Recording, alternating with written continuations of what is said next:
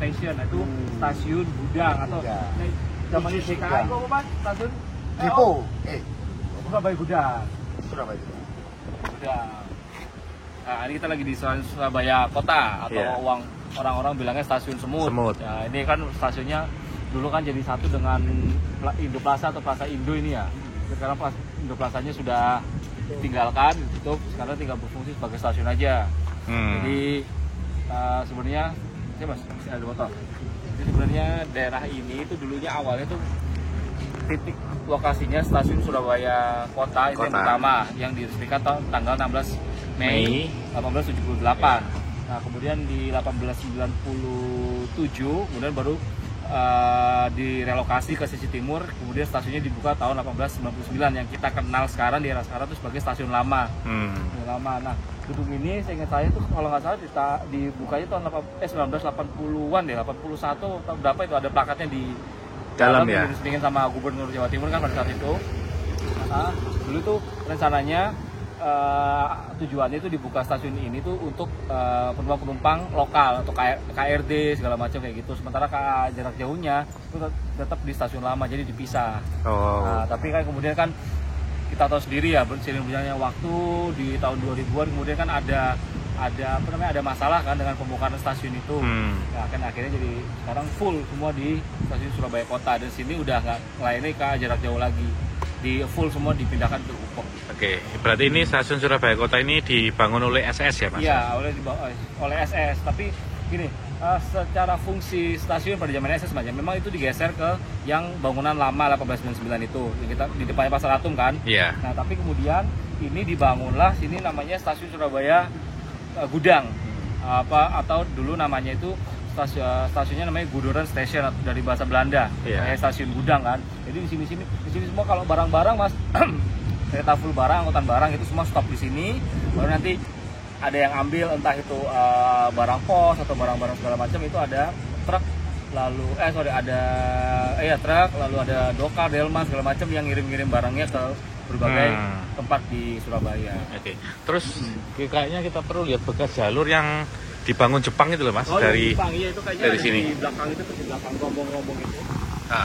Jadi ini Mas, jadi stasiun ini kan sudah ada tahun 1878 ya, di sini lokasinya Mas. Terus kita nanti di seberang muka stasiun ini dulu, seberang sana itu ada halte tram uap, namanya halte Stadspoor. Namanya halte Stadspoor yang kemudian itu di era kemerdekaan berubah jadi halte Bibis ya. Nah, sebenarnya halte Bibis. Jadi ini ya tetap Mas interkoneksi kan, walaupun relnya tidak nyambung katakanlah seperti itu, tapi penumpangnya aksesnya dekat. Gitu loh. Jadi gampang lah untuk aksesnya, berpindah ini gampang. Jadi misalkan penumpang dari stasiun Surabaya Kota ini ingin masuk lebih dalam ke tengah kota itu bisa naik tram.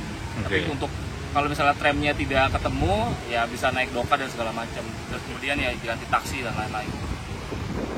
Coba kita nanti lihatnya Mas ya. Kayak gini itu kita coba.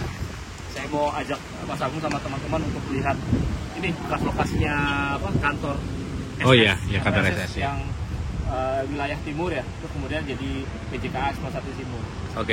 Oke Mas.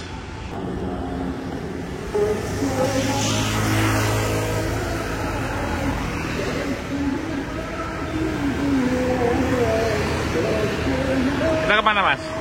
Kita kemana? Kita ke ini Mas, lokasi bekasnya halte Bibis. Halte Stadspoor. Namanya Sana ya? Ada. Selamat sih.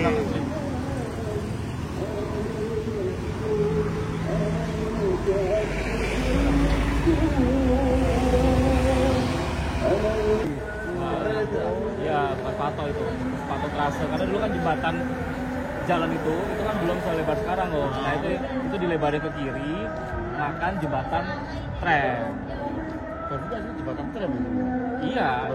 Ya, enggak, yang sebelah kanan ini kan jembatan jalan raya, jembatan tramnya sendiri. Ada dua jembatan. Nah, tapi kemudian kan jembatan tramnya mati, jembatannya dilebarkan untuk jalan.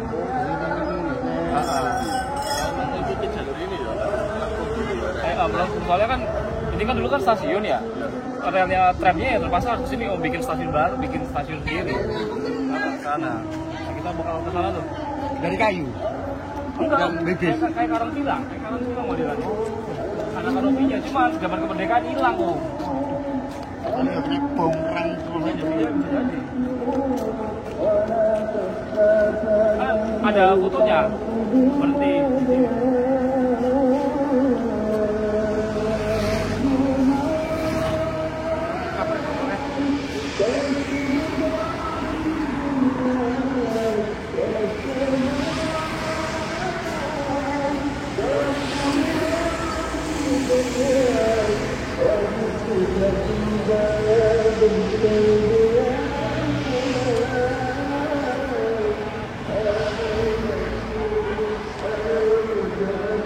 Bekasnya halte bis stasiun. Sebelah mana? Jadi sebelah sini, sebelah kita sendiri nih. Oh ini. Sana. Ini dulu berapa jalur mas yang di sini tuh? Kalau di foto lawas Pak, zamannya OJS Mas ya, yang tak lihat di buku Code Surabaya punya Von Faber itu, ada yang Von Faber itu ada 3 jalur Mas. Persis kayak Karang Tilang, ada peronnya sedikit tinggi sedikit, terus ada 3 jalur. Tapi kemudian pas zaman kemerdekaan itu cuma kelihatan 2 jalur, kanopinya sudah hilang.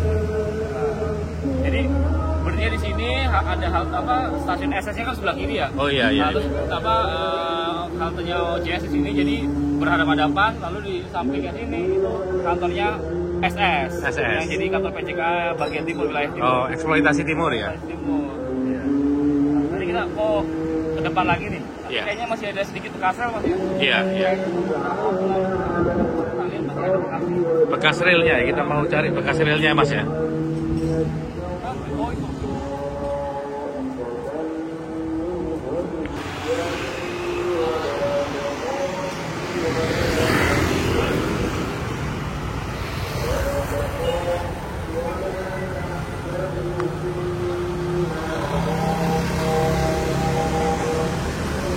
Ini Mas, bekas rel. Oh yang ini ya? Iya, ini bekas rel, udah potong ya. Ini bekas rel trap OJS ya mas ya. Ini posisinya dulu di. Ini dulu ruko-ruko ini apa mas ya? Bagian dari stasiun Surabaya kan dia kan manjang Oh, horizontal. oke. Nah, terus ini di sini Mas, di depannya ini yang jadi disebut megah ini dulu kantornya PJKS Stasiun Timur, atau sebelumnya kantornya SS. Nah, jadi kantor SS wilayah timur ya, atau Iya. Oosterlenen ini di sini. Tapi kemudian kan dibongkar di medio tahun 90-an lah. Makanya kemudian monumen B12 yang dulu pernah jadi bagian kantor ini kan kemudian kan dia digeser ke stasiun Pasar Turi karena awalnya itu udah di sini. Lokasinya di mana kalau dulu monumen B12? Pas di muka ini Mas, pas di muka Sini ya? ya kurang lebih di sini. Sekitar sini ya. Sini, karena kan dia langsung ini kan berhadapan dengan jalan kan, nggak jauh Iya, dengan jalan. iya. Ini bekas ya, tadi bekas rel tram dari OJS.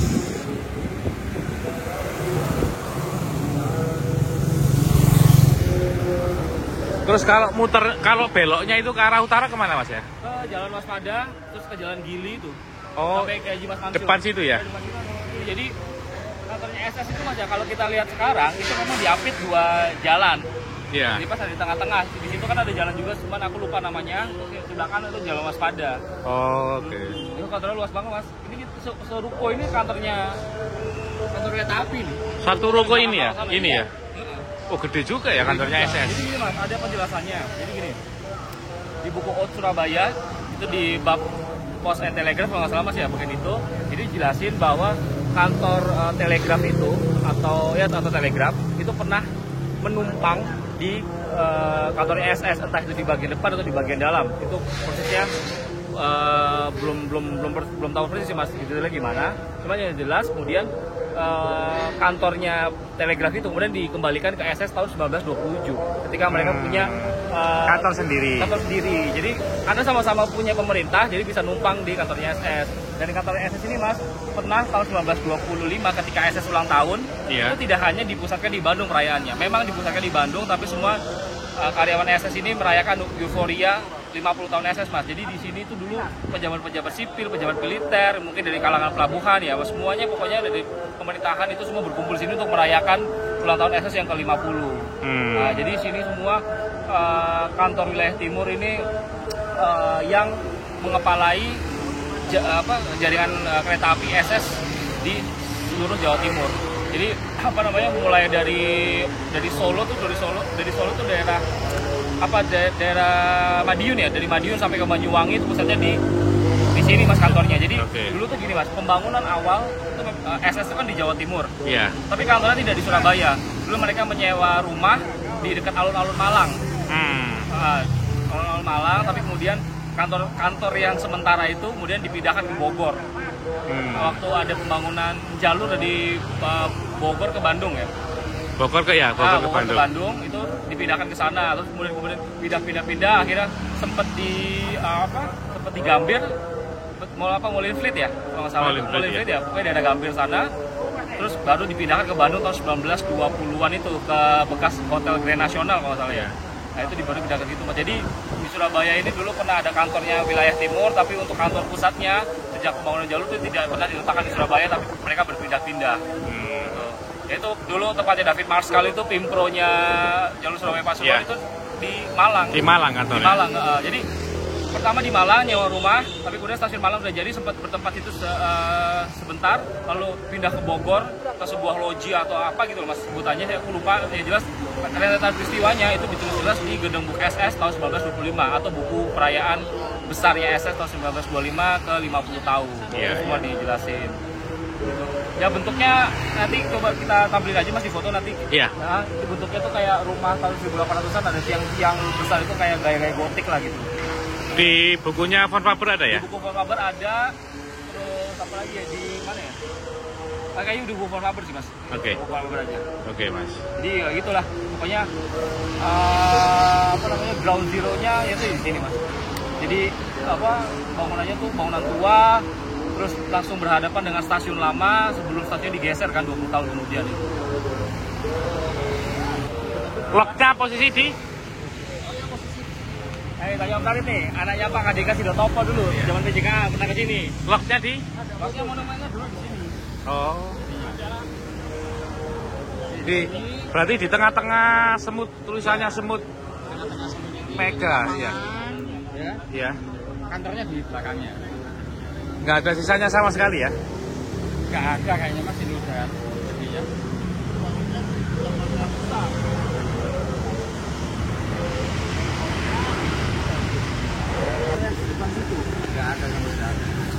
Ini tapi KAI punya itu loh. Iya, kalau ini Yang sebelah kan ada rumah dinas ada. tuh. Kalau ini ada pelangnya. ini mall apa?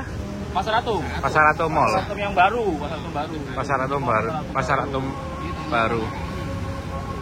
Ini berarti punya Tanah KAI ya? Iya, karena awalnya dulu bekas komplek rumah dinasnya Mas. Rumah dinas tuh ditempatin di muka sini, di pinggir jalan sini. Tapi kemudian kan digosok semua kan, jadi daerah ini. Jadi apa? Jadi mall ini. Pasar Atom.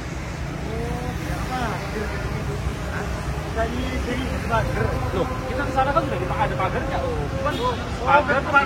Oh iya deh, kita kan. Oh iya deh. Saya pikir saya itu. Nah, ini polsek Pabean dulu itu. Kalau di foto lama ada tram berhenti di Bibis, polseknya dulu di sana. Polseknya iya. Itu geser kan? Iya, mungkin karena ruko jadi ruko, polseknya digeser ke sini. Polsek kantor polisi zaman Belanda ya? Loh, enggak, polsek zaman tahun 80-an atau 70-an. Oh, tahun 70. Iya, jadi aduh di fotonya siapa ya, aku lupa itu. Pokoknya aku pernah ada tram warna logo biru itu. Itu kan dia kan berhenti di Bibis. Sampingnya itu kelihatan kalau Polsek Pabean, tulisannya Polsek Pabean. Tahun 80. Tahun 70-an. 70-an masih aktif ya remnya? Remnya masih aktif 70-an awal, 73-an lah Om. Iya. Nah, mungkin karena itu dibangun ruko terus akhirnya ya di Pindah. sini ya. Bekas apa nih? Bekas bagian dari stasiun Dari Kota Baru. stasiun ini Om. Iya. Dan jelas ini dari sana sampai ujung sana, ujung stasiun itu sampai sana itu punya SS semua, punya PJKA. Dan kita apa ya fotonya? Ini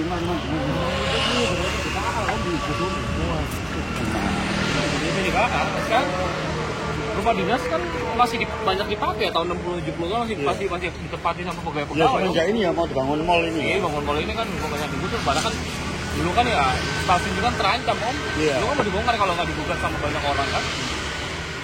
Jadi ya gitu lah. Oke, jadi ini tuh bangunan stasiun Surabaya Kota itu generasi kedua setelah titik lokasinya itu yang pertama, generasi pertama itu ada di sebelah timur Ya, jadi gesernya tuh sekitar 100 sampai 150 meter ke barat. Jadi stasiun ini tuh dibuka resminya tahun 1899 Mas, sesuai dengan angka tahun yang tertera di depan bangunan. Ya, jadi ini stasiun paling besar SS di Jawa Timur karena nggak ada arsitektur nggak ada bentuknya yang mirip dan identik dengan stasiun Surabaya Kota. Jadi awalnya pada saat itu khususnya maupun generasi pertama itu awalnya tuh namanya stasiun Surabaya aja tanpa ada kota. Tapi kemudian di tahun 1900 bulan Juni pertengahan 1900 itu baru ditambahkan kata kota. Ya kan?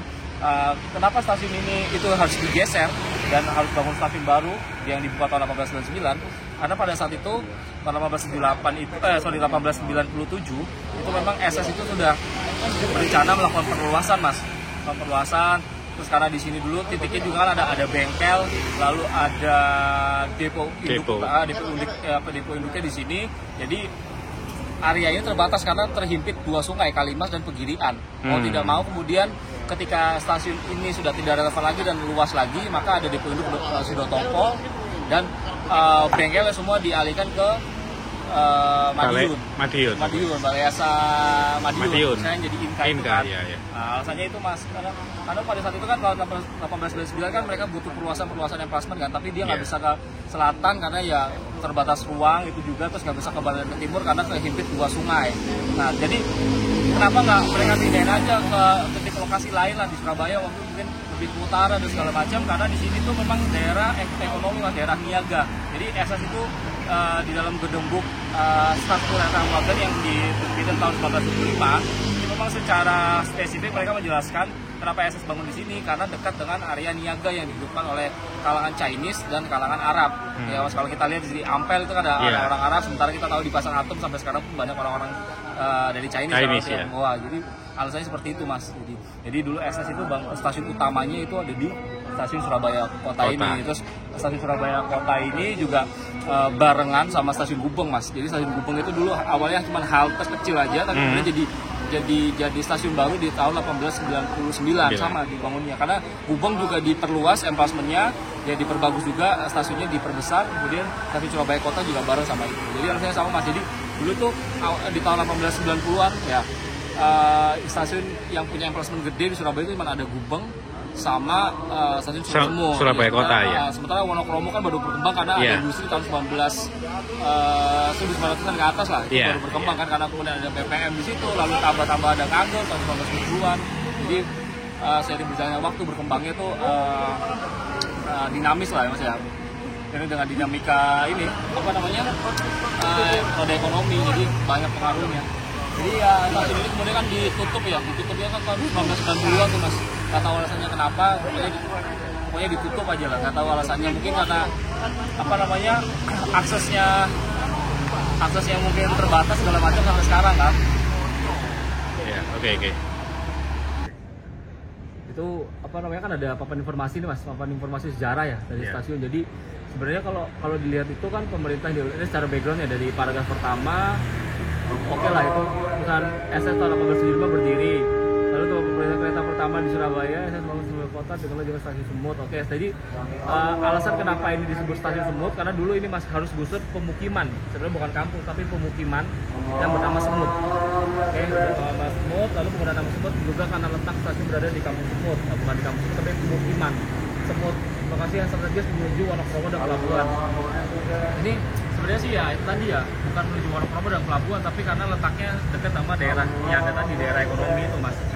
Sementara kalau ke pelabuhan, ya memang dekat sama pelabuhan, tapi kan akses ke pelabuhan pada saat itu kan masih susah. Oh iya. Terus stasiun Surabaya Kota dibuka untuk umum. Nah ini yang generasi pertama, bukan yang masih berdiri ini, karena kalau dicocokin sama itu 1899 ini generasi kedua yang dimaksud dengan tulisan itu yang generasi pertama yang ada di sebelah timur, yang sekarang jadi lahannya jadi stasiun Surabaya Kota yang di Indoplaza. Terus persediaan dilaksanakan oleh Gubernur Jenderal ya ini lalu upacara yang di seluruh ya.